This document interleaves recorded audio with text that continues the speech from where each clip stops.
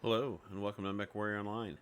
Today I'm doing a review of my Marauder 2C-A, the A variant or Alpha. And I think this is a pretty common build you would probably see on the battlefield. I don't know if there's a lot of other people that run this build, but I know that I originally got this build design idea. I think I got it from Baradul back in the day, or maybe even Sidestrafe way back in the day. If you remember his channel, he had a great channel as well. And this is just a really good looking mech that really delivers on having good hit damage. You can do a lot of damage with this mech as long as you follow some simple guidelines of don't be the tip of the spear, be support of the front line, and always watch your torsos and shield with your left side for obvious reasons. Let me show you this build. So what I've done on here is I've got two UAC5s and a UAC10, and they do have jam guarantee, but it's not as bad as it could be. And as far as ammo, I'm running, let's see here, 1, 2, 3, 4.5 tons of ammo for the UAC5, and then 2 tons of ammo for the UAC10. Now, this is a backup weapon. I don't typically use this as a primary firing weapon. I use it as a backup weapon to the two primaries, but I do have a tendency to fire all three at the same time, even though I've got them set up on different buttons. For backup weapons, close quarters, I've got 4 ER medium lasers, and they have a decent enough amount of range that I can use them at a distance and still also be able to do some good damage. I went with a clan laser AMS because I hate having to deal with ammo, as anybody knows, and I've got a lot of heat sinks here. I've got 7 double heat sinks on board, and this gives this thing a nice toasty rating of a 1.33. Firepower is 44, but you can easily make that go way up. And this is actually pretty quick for an assault mech at 66.6. Now let's see what the quirks has. Since this is not an omnipod mech, I'm getting everything that this mech has to offer. So I've got a C-build bonus of plus 30, UAC jam chance of minus 20%,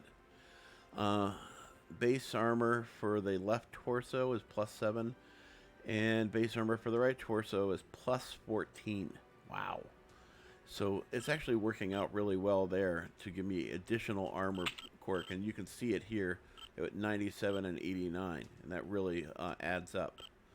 I know what you guys are thinking. I should be running less armor in the rear for this, but I wanted to protect it as much as I possibly could. So I went with plus 3. I know, I should be running less, but it's what it is. Anyway, going over to the skills.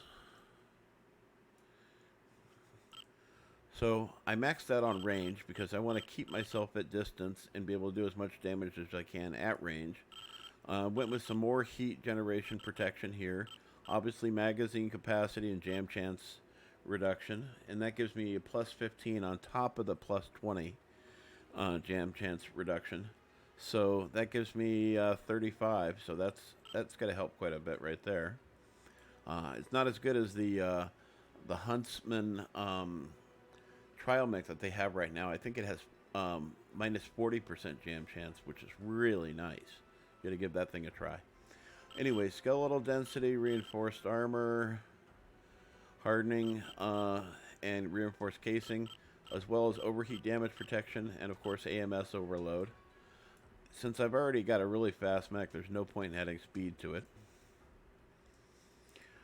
Cool run heat containment, which I consider extra armor.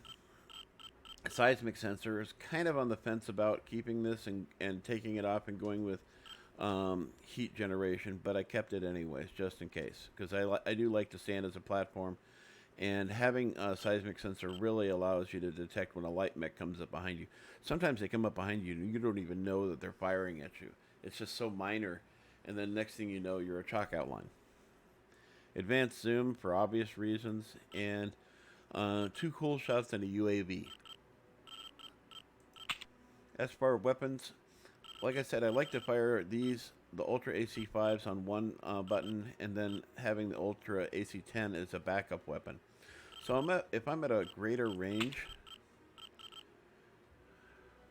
I like to fire these, and only when they get closer within, you know, the closer margins do I like to fire this one, because I want to fire this one with optimum range. I don't have a lot of ammo for this, so I don't want to fire this outside of its optimum range if I can help it. This one here has a little bit better optimum range, but even if it's outside of the optimum range envelope, I still like to fire it as well. This one looks like it's 720 or 710 for 714, excuse me, for optimum range. And then, you know, if it's all the way out at 1200, I'll fire on it. But if it's beyond 1200, I usually don't even bother, because it's doing so little damage at that 1200. It's probably, each shot is probably doing maybe 2 or 3 damage, which is really, it's not even worth wasting the ammo for 2 or 3 damage. If you had a UAC-2, but you had like 6 of them or 4 of them, maybe it would be worth it. But two weapons that are doing UAC-2 damage at that range, it's just really not worth the effort, and you're wasting a lot of ammo doing it. No guarantee you're getting hits. Anyway, this is this build, and I really dig on this, and I kind of went with this paint scheme because, you know what the hell, why not?